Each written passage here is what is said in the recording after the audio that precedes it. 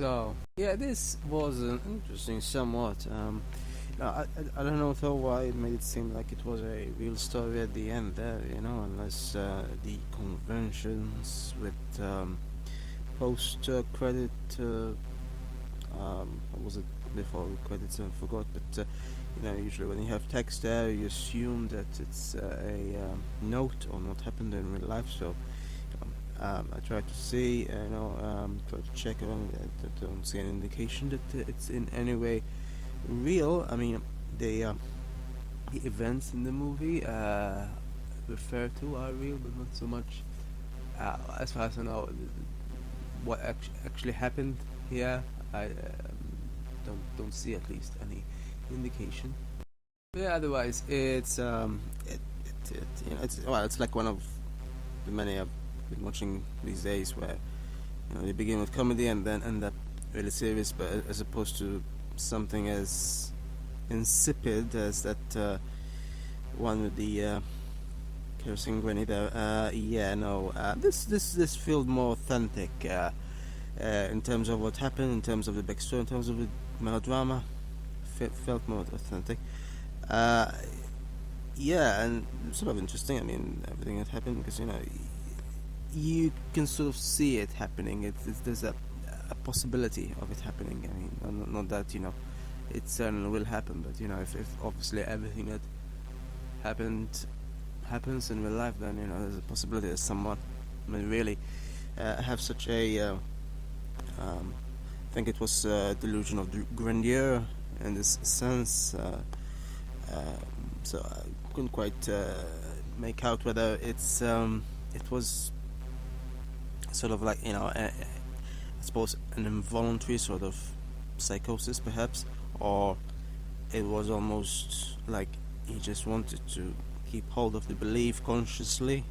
I'm not quite sure about that, but at one point it was almost turning into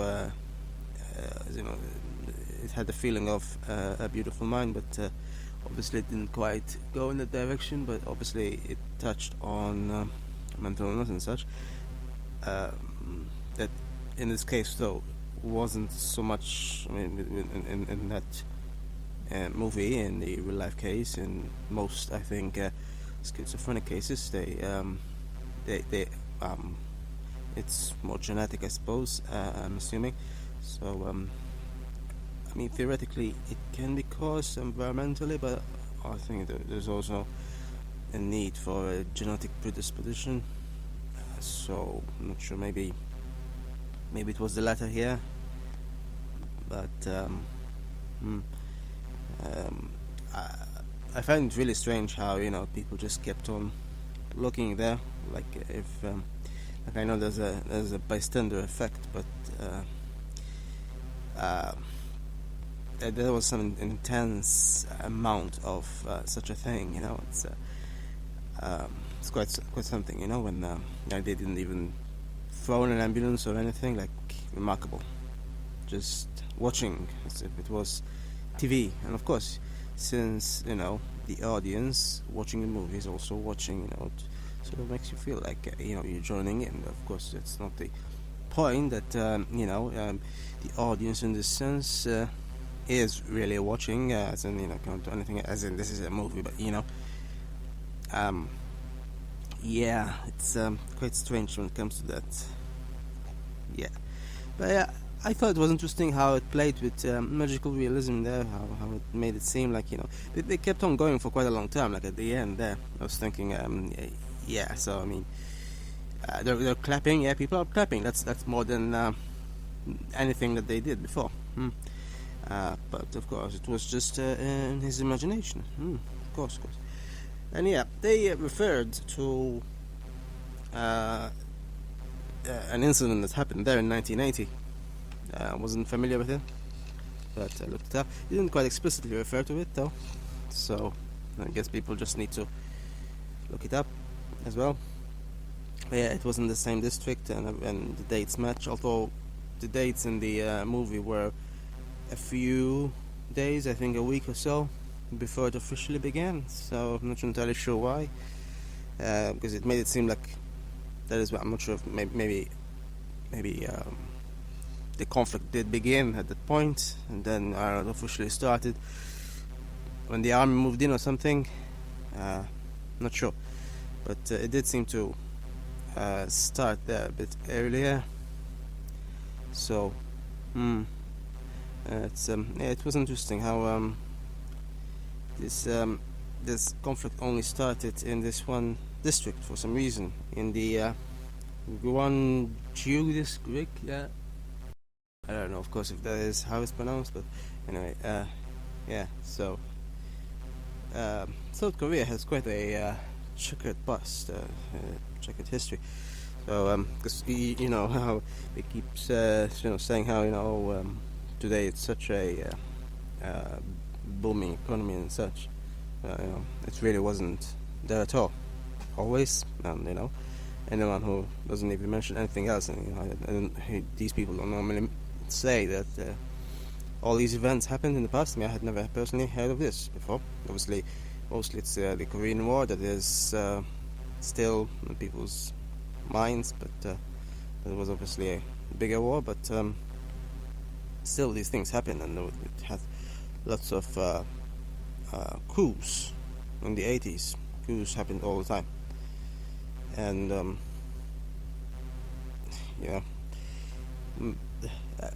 I mean, just it's kind of funny in a way. North and South Korea, they actually quite very much reflect each other. So it's not like they're quite distinct. I mean, today they might be more different, but they did reflect in the past, especially. And obviously today it's mostly about popular culture there, I guess, whereas in North Korea, for some reason, I think that was the topic was addressed in 645, the movie.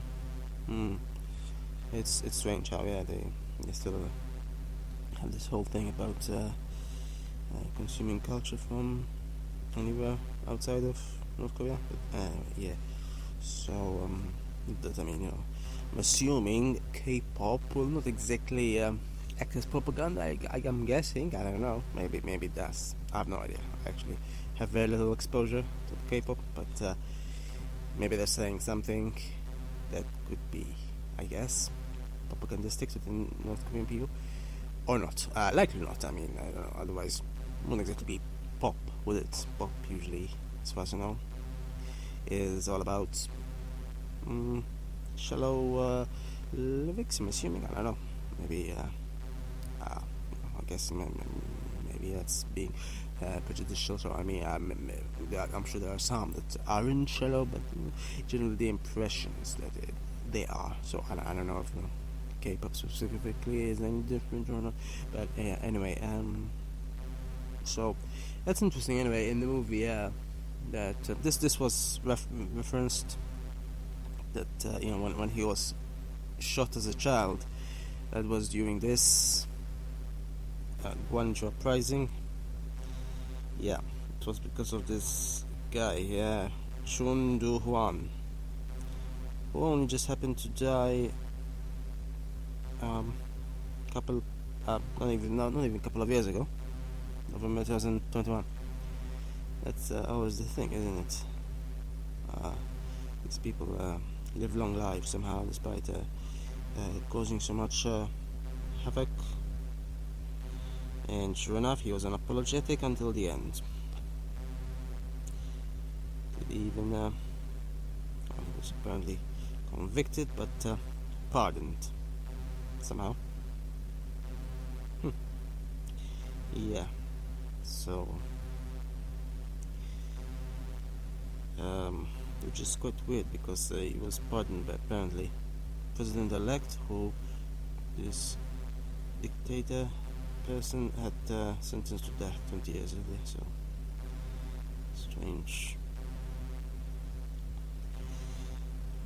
And apparently they were only fined for embezzlement. I don't suppose embezzlement was the worst he did, though. And so that's It's a really pathetic comeuppance, isn't it? This sort of thing happens. Very pathetic, yeah.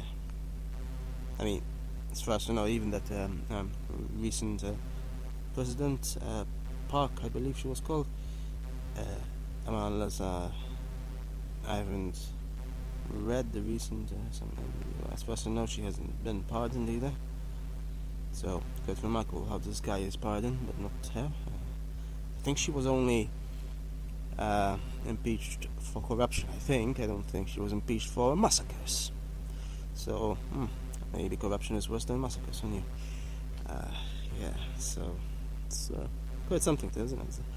Apparently a few thousand people died during this Gwangju massacre, which of course in the fictional movie here includes his father, but as far as I know, it is fictional.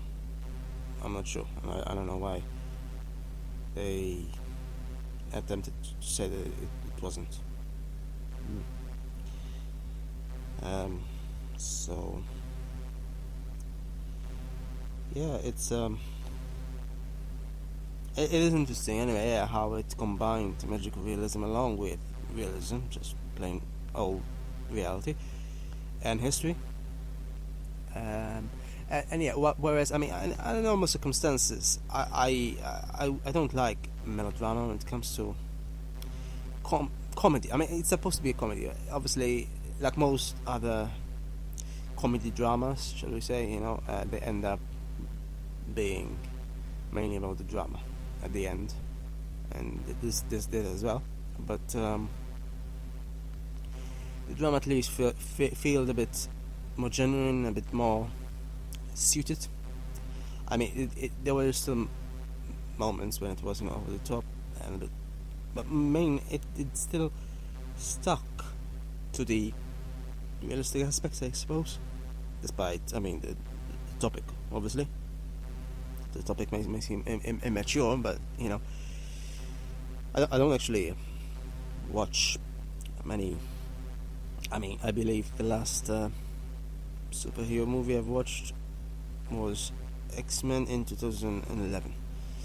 So I am really not up to date about this, and I think I've last watched anything to do with Superman like 2 decades ago or something.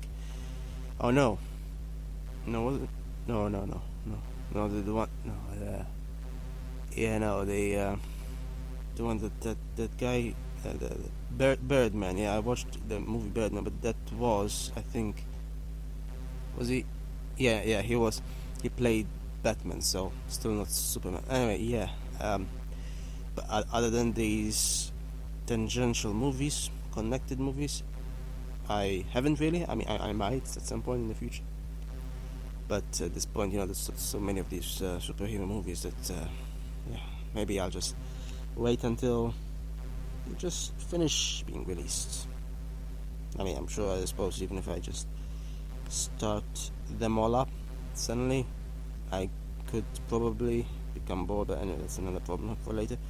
I just don't like watching stuff when it's still effectively ongoing, despite being movies. I don't know why they keep releasing movies. I mean, movies are supposed to be like standalone, or at best a few sequels, not a bazillion sequels. They should just use series for that. That's what series are for. Never mind. So, yeah, anyway. This movie, anyway, was interesting as a conclusion. I didn't expect it to be so melodramatic. It doesn't obviously hint towards it from the mere title, but I didn't mind it anyway. I don't actually seek out melodrama, but in a way I sort of prefer it over violent movies, I suppose. They honestly bore me way more, but I don't specifically seek it out either. I really hope that at some point in the near future I'll find a movie like 645 actually, which was mainly comedic, because it's kind of rare. Keep getting movies that just always end up not comedic at the end usually. So that's kind of annoying. But otherwise, it was an interesting movie, you know. So as far as that goes, at least it's sort of